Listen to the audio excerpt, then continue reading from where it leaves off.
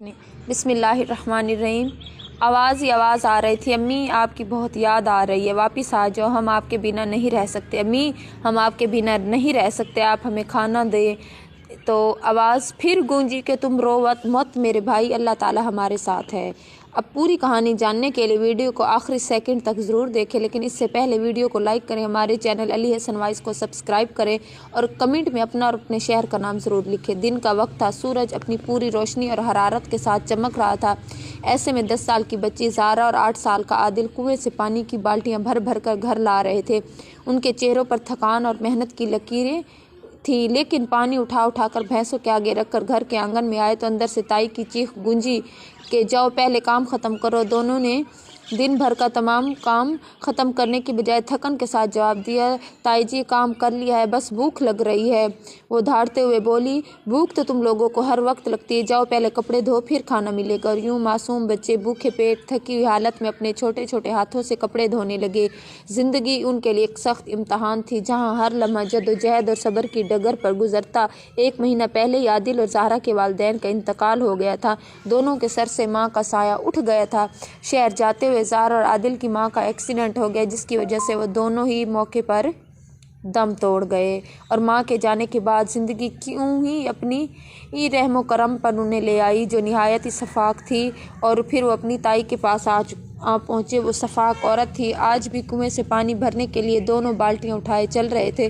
कुएं पर पहुंचकर आदिल ने कहा, ज़ारा माँ की बहुत याद आ रही है और बहुत ज़्यादा भूख भी लगी है, चलो अम्मा की कब्र पर चलते हैं। सारा ने कहा, आदिल अगर लेट हो गए तो ताई से डांट पड़ेगी। लेकिन आदिल की ज़िद के आगे सारा को हार माननी पड़ी और दोनों कब्रिस्तान की तरफ चल पड़े।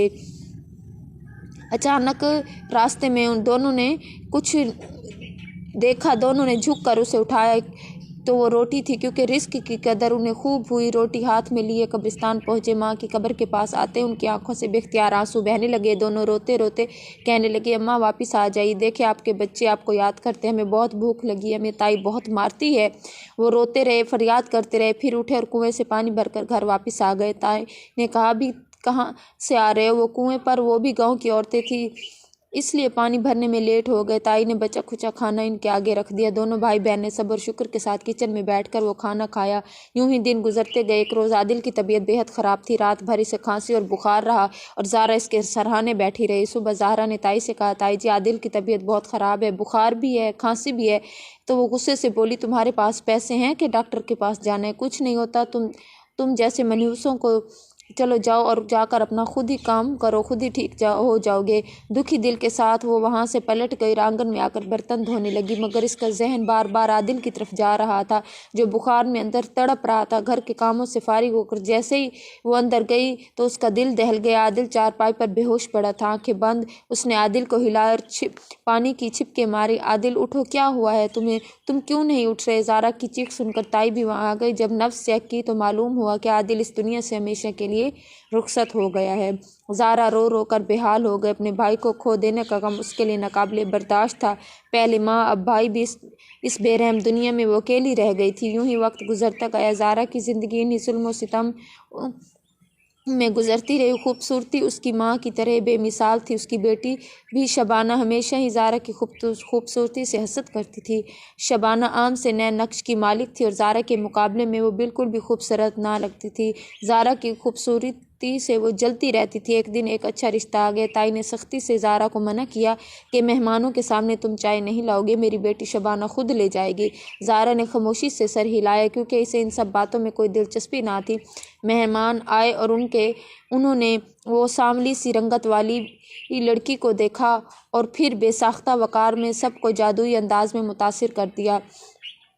ज़ारा की मौजूदगी में एक खामोश हुस्न और वकार था जो किसी भी महफिल को बदल सकता था।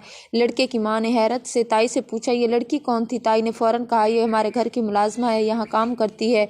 मेहमान खामोशी से वहाँ से रवाना हो गए, मगर ताई का गुस्सा इतना बढ़ा हुआ था कि उनकी आंखें आग उगल रही थी। अब ये गुस्सा ज़ारा पर आना था। ताई का गुस्सा एकदम फुट पड़ा और उनके चेहरे की लाली आंखों की आग किसी तूफान की तरह भड़क रही थी। उसने ज़ारा को एक ज़ोरदार थप्पड़ मारा और चीखते हुए कहा, हरामखोर, मना किया था ना कि मेहमानों के सामने मत आना, फिर तुम क्यों आई हो? ज़ारा की आंखों में आंसू भर आए। वो लरजती हुई आवाज़ में बोली, ताई जी आप ही ने बुलाया था। शबाना के हाथ पर चाय गिर गई थी, मगर ताई ने एक लम्हे के लिए भी ना सुनी और फिर اس دن کے بعد جب بھی رشتے والے آتے ہمیشہ زارا کی خوبصورتی کی تعریف کرتے ہوئے یہ بات تائی اور شبانہ کے دل میں ایک کانٹے کی طرح گھستی جا رہی تھی۔ چند دن بعد تائی نے خطرناک منصوبہ بنایا اور اس کے ذہن میں ایک خطرناک خیال پروان چڑھا، زارا کو راستے سے ہٹانا ہی ہوگا تاکہ شبانہ کا رشتہ کسی شاندار گھرانے میں طے ہو سکے۔ مگر یہ سب کرنا ممکن نہ تھا۔ رامپور والے تو آنے والے دیکھتے اور سوال کرتے کہ یہ قانونی طور پر اگر یہاں موجود ہے تو پھر یہ کیسے ہے، یہ کون ہے؟ تو ایک دن اس نے اپنے منصوبہ بنایا اور پھر اس تائی نے زارا سے کہا، جاؤ کنویں سے پانی بھر کر لاؤ۔ زارا نے خاموشی سے گھڑا اٹھایا اور کنویں کی طرف چل دی۔ پانی بھر کر واپس پلٹی، اچانک کسی نے اس کے منہ پر رومال رکھ دیا اور وہ گھڑے کو اٹھائے وہیں گری اور بے ہوش ہو گیا۔ ایک نقاب پوش آدمی خاموشی کے ساتھ زارا کو اپنے بازوؤں میں اٹھائے وہاں سے چل پڑا۔ زارا بے ہوش تھی، دنیا سے بے خبر تھی، نہیں جانتی تھی کہ اسے کہاں لے جایا جا رہا ہے۔ یہ آدمی کون تھا جو اسے اپنے ساتھ لے جا رہا تھا؟ تائی گھر کے آنگن میں مطمئن بیٹھی ہوئی تھی، تبھی اس کا فون بجا۔ فون کان سے لگاتے ہوئے مسکرائی، دوسری طرف سے کسی نے کہا کہ کام ہو گیا ہے تو تائی کے منہ پر مسکراہٹ چھا گئی۔ بیٹی نے پوچھا، اماں کیا ہوا ہے؟ تائی نے آہستہ مگر اطمینان سے کہا، بیٹی کام ہو گیا ہے، اب اس بدقسمت لڑکی سے ہماری جان چھوٹ گئی ہے۔ وہ دونوں ماں بیٹی خوش ہو کر جشن منانے لگی، یہ سوچنے لگی کہ ہم گاؤں والوں کو جو بھی کہیں گے وہ ہماری بات مان لیں گے، اس سے ہماری جان بھی چھوٹ جائے گی۔ دوسری طرف جب زارا کو ہوش آیا وہ خود کو ایک کمرے میں پائی، وہ کرسی پر بیٹھی تھی اور اس کے ہاتھ بندھے ہوئے تھے۔ خوف اور اضطراب کے ساتھ اس نے اپنے ہاتھ کھولنے کی کوشش کی اور خوش قسمتی سے وہ کھل گئے۔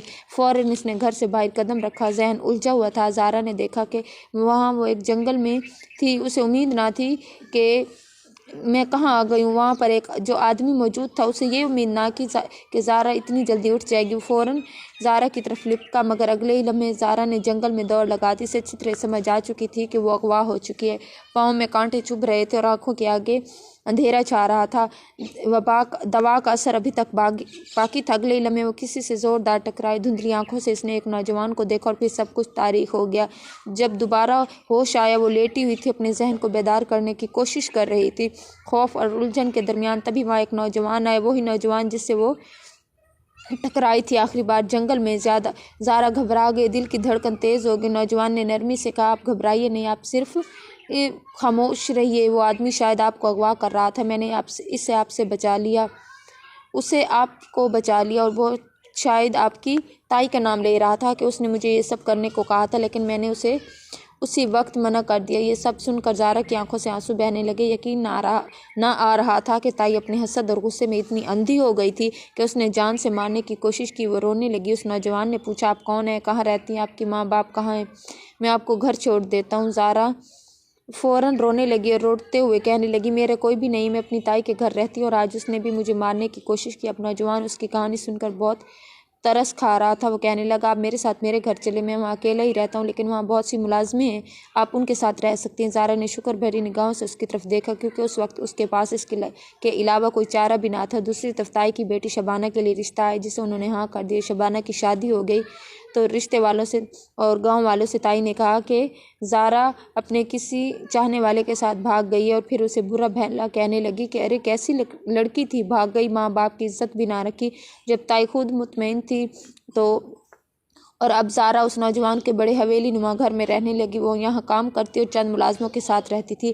کچھ ٹائم کے بعد اس لڑکے کی دادی گاؤں سے اس کی حویلی میں آئی تو کہنے لگی، بیٹا زارا سب قابل رحم لڑکی ہے، تم اس سے شادی کر لینی چاہیے۔ جب اس نوجوان نے زارا کے بارے میں سوچا تو اسے پتہ ہی نہ چلا کہ کب نوجوان زارا پر اپنا دل ہار بیٹھا۔ اسے خود بھی خبر نہ ہوئی۔ زارا کی خوبصورتی دیکھ کر جو فیصلہ کر لیا، اس نے نوجوان کو وہ فیصلہ پسند آیا۔ ایک روز اس سے کہنے لگا، میں تم سے محبت کرنے لگا ہوں، میں ایک سیدھا سادہ انسان ہوں، یہاں اکیلا رہتا ہوں، میرے والدین کا انتقال ہو چکا ہے، میں تم سے شادی کرنا چاہتا ہوں۔ زارا یہ سب سن کر ہکا بکا رہ گئی۔ تھوڑی دیر میں سوچ پڑ گئی کہ کہاں وہ جھوپڑی جیسے گھر میں رہنے والی اور کہاں یہ حویلی اور یہ نوجوان۔ آخرکار زارا نے ہاں کر دی۔ یوں زارا کی شادی اس خوبصورت لڑکے سے ہو گئی۔ جب دادی نے اپنے پوتے کو اس کے ساتھ خوش اور مطمئن دیکھا تو وہ بھی مطمئن ہو کر واپس اپنے گاؤں چلی گئی، اور اب وہ نوجوان بہت اچھا شوہر ثابت ہوا۔ وہ زارا سے بے پناہ محبت کرتا، کہتا، تمہارے ماں جی کے سارے وہ ظلم و ستم جو تم سہتی آئی تھی بچپن سے اب تک، وہ ختم ہو گیا، اب اس حویلی کی تم ملکہ بن گئی تھی۔ دوسری طرف تائی کی بیٹی شبانہ کو طلاق ہو گئی تھی۔ وہ لوگ نہایت لالچی تھے، انہوں نے جہیز میں بہت سارا کچھ لے کر کچھ عرصے بعد شبانہ کو یہ کہہ کر طلاق دے دی کہ یہ بانجھ ہے، بچہ پیدا نہیں کر تھی وہ طلاق لے کر شبانہ ماں کے گھر واپس ہے اور ہر وقت اپنی ماں سے لڑتی رہتی کہ یہ سب آپ کی وجہ سے ہوا ہے، مجھے ان کے گھر میں بیانا ہی نہ تھا تو میرے ساتھ بھی یہ نہ ہوتا۔ شبانہ کی ماں پچھتاتی رہتی میں نے یہ کیا کر دیا۔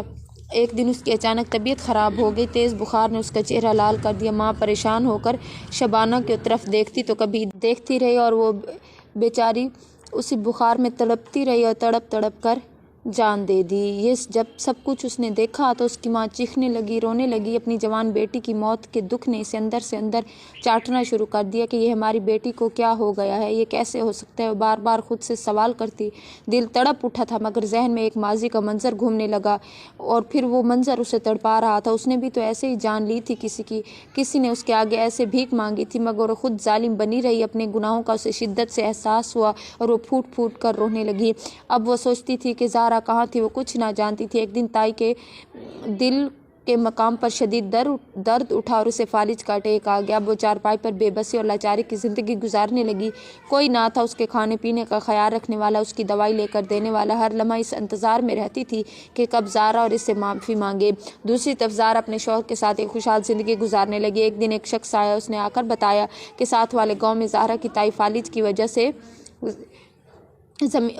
چارپائی پر پڑی ہے، اس کا نہ کوئی کھانا دینے والا ہے نہ کوئی دوائی لے کر دینے والا ہے۔ جب یہ سب باتیں زہرا نے سنی تو وہ پریشان ہو گئی اور پھر اس کے شوہر نے سنی تو اس نے کہا زہرا تمہیں اپنی تائی سے ملنا چاہیے، ان سے بات کرنی چاہیے، جو بھی ہوا وہ ماضی کا حصہ ہے۔ زہرا نے کہا ٹھیک ہے۔ اگلے روز وہ اپنے بیٹے کے ساتھ اپنی تائی کے گھر پہنچی مگر جو منظر اس نے دیکھا اس کے ہوش اڑ گئے۔ تائی لاچاری سے چارپائی پہ پڑی روتی جا رہی تھی۔ زہرا فوراً آگے بڑھی۔ تائی نے زہرا کو دیکھ کر پھوٹ پھوٹ کر رونا شروع کر دیا اور ہاتھ جوڑ دیے، مجھے معاف کر دو، میں تمہاری اور عادل کی گنہگار ہوں، مجھے معاف کر دو تاکہ میری زندگی جو ہے وہ آسانی سے مکمل ہو اور میری جان آسانی سے نکل جائے۔ زہرا نے نرمی سے کہا تائی جی آپ روئے نہیں، میں آپ کو دل سے معاف کرتی ہوں۔ زہرا سے کہنے لگی میں نے تم لوگوں کے ساتھ بہت ظلم کیے، بچوں کو معصومیت کو نہیں دیکھا، جس کی سزا مجھے یہ ملی کہ میری جوان بیٹی بھی مر کر میں چارپائی پر آ گئی۔ اسی لمحے تائی نے اپنی جان دے دی، جیسے وہ اس انتظار میں تھی کہ زہرا سے معافی مانگ سکے۔ تائی کو زہرا اور اس کی جوان بیٹی کے جانے کا بہت دکھ تھا مگر دل میں یہ بھی اطمینان تھا کہ اللہ نے انصاف کیا، جو جرم اسے نے بچپن میں سہے تھے آج ان کا خاتمہ ہوا۔ زہرا اپنے شوہر کے ساتھ خوش زندگی گزارنے لگی۔ بہت سی لڑکیاں زہرا سے حسد کرتی تھی مگر زہرا ان سب سے بے نیاز تھی کیونکہ اللہ نے اس کے صبر کا پھل دے دیا تھا۔ زہرا بہت بڑے محل نما گھر میں اپنا ایک بیٹا اور ایک بیٹی کے ساتھ خوشحال زندگی گزار رہی تھی، لیکن اب وہ باقاعدگی کے ساتھ اپنی ماں اور اپنے بھائی کی قبر پر جا کر گھنٹوں روتی کہ کاش آپ کبھی نہ جاتے، لیکن پھر وہ یہ سوچ کر چپ ہو جاتی کہ جس شخص کو اس دنیا میں آنا لکھا ہے اس کو اللہ تعالیٰ کے پاس واپس جانا بھی لکھا ہے۔ اور اگر کہانی پسند آئی ہو تو ویڈیو کو لائک کریں، شیئر کریں، ہمارے چینل کو سبسکرائب کریں۔